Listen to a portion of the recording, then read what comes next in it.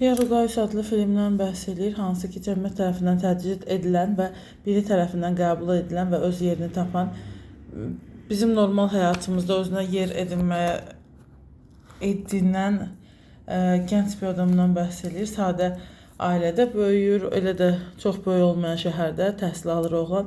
Ətrafla mədənidir və futbol oynayır, standart həyat yaşayır ailəsi.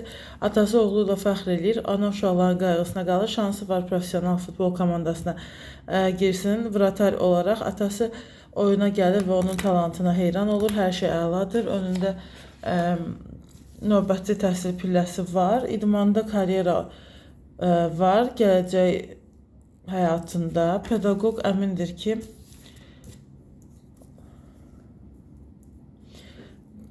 sonraki illərdə hər şey onun üçün yaxşı olacaq, gələcəyi parlaqdır.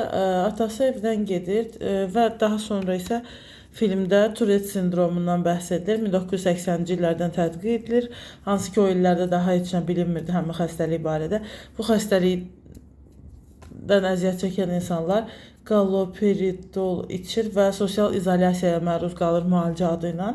İnvalid kimi John düşünür ki, invalid kimi onu ciddi həyat, sakit, kimsəyə mane olmayan bir həyat gözləyir. Heç kimə lazımlı deyil artıq. Bir gün ona kömək olan adamla rastlaşır.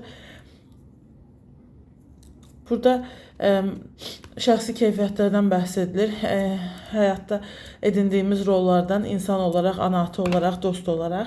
10 aydan qəbul görmədən danışır ki, bu insan həyatında nə qədər önəmlidir və hansı dəyişikliklərə həyatda imza atır. Bunlarla rastlaşan hər kəs.